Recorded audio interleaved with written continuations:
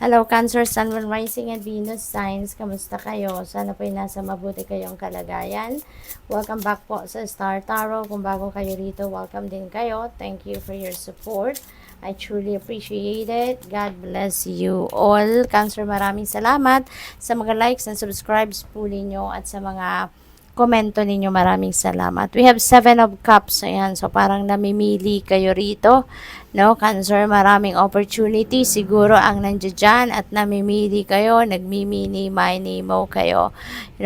So, baka malito kayo or baka ma-overwhelm kayo with all these different opportunities na maaaring nandiyan dyan sa harapan ninyo. Kaya maganda rin na pag-isipan mabuti muna before you choose or gamitin ninyo yung inyong intuition. Pakinggan ninyo yung inyong intuition and follow kung ano man ang bulong nito sa iyo kasi it will always lead you to the right choice. Okay? Na hindi ninyo pagsisisihan, na yan ay ikakasaya ninyo and that is for your best interest. We have 4 of Swords. Ayan, Cancer. Siguro pagod na kayo. Maaring marami kayong pinagkakaabalahan. Marami kayong ginagawa.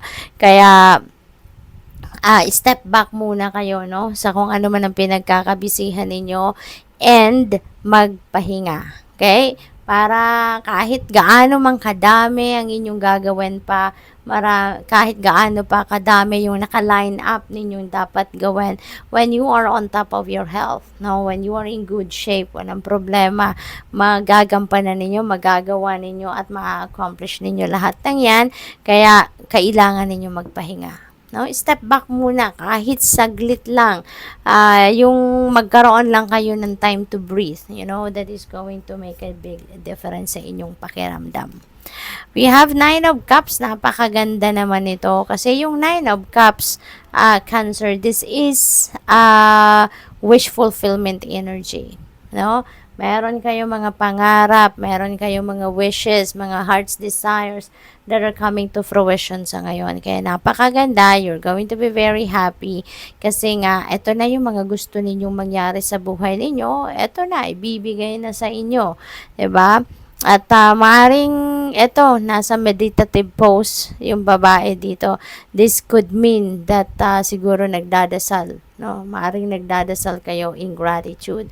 Maybe you are saying a prayer, no? Thank you, 'di ba? Nagte-thank you kayo siguro sa universe because of the good things, no, na na-receive ninyo and the blessings na na-receive ninyo.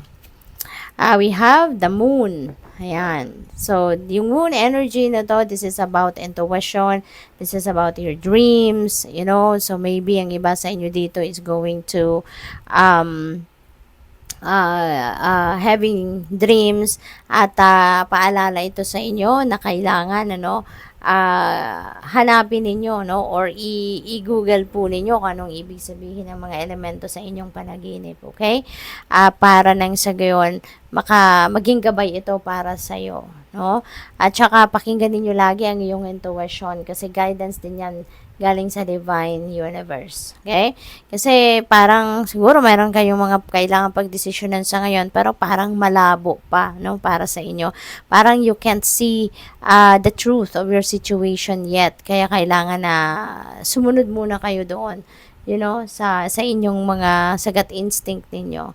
Kasi for sure, no, bibigyan kayo or papadalhan kayo ng gabay ng divine universe kung ano ang dapat ninyong isipin, ano ang dapat na next move na gagawin muna ninyo. Okay?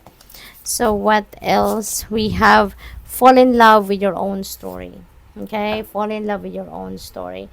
Yun ang i-embrace ninyo, yung sarili ninyong truth, yung sarili ninyong kwento ng buhay ninyo rather than other people's story. Kasi maaaring meron ditong mga tao na magmamarites sa inyo, Cancer, So, 'di ba? It's all up to you, we are all given free will, so it's all up to you on how you're going to navigate that situation pag merong mga nagmamarites sa inyo, nagkikwento sa inyo ng mga bagay-bagay about other people's lives, no? So, it's all up to you. Okay? Mag-iingat lang kayo on how you react kasi baka, ikasama nyo pa yan. So, what else? We have creator water. Ayan. So, Cancer, this is you. This is very you. Diba? Ano ito eh? This is really linked to emotions. This is linked to how you feel. Maaring ang iba sa inyo rito needs to express what your thoughts are, ano yung mga nararamdaman ninyo, anong feelings ninyo, anong emotions ninyo. Kasi feeling ko ang iba sa inyo dito sinusuppress ninyo kung ano man ang inyong mga totoong nararamdaman at ang inyong mga totoong iniisip, no? Yung ganon. Kaya this is a calling para sa iyo, no? Express it. Okay? Put them into words para mas maramdaman ng iba kung ano talaga yung inyong nararamdaman, mas may intindihan ng iba kung ano ang nagaganap sa buhay ninyo. Okay? So, we have the good kind. Wow, napakaganda, no? Cancer, kasi feeling ko, meron dito mga biyayang paparating sa buhay ninyo at ito ay magagandang bagay, magagandang biyayang parating. So, this could be anything, no? This could be any beautiful things and situations, experiences na maaaring ibigay sa inyo, ipadala sa inyo ng Divine Universe at this time. So, this is a beautiful blessing. We have, you are light. Ayan, you are light. Kaya gamitin ninyo yung sarili ninyong liwanag to help other people find their own light. Maaring ito yung inyong mission sa ngayon. Iniimbitahan kayo, no, ng universe dito na i-embrace ninyo yung light ninyo, yung radiance ninyo, and i-ano ninyo to, i-share ninyo with other people. Shed your own light towards other people's lives para ma-inspire mo sila, patulungan mo sila in any way, no? And you can make a big difference in the lives of many people. So, good luck sa iyo. Thank you for watching. Love and light. Namaste.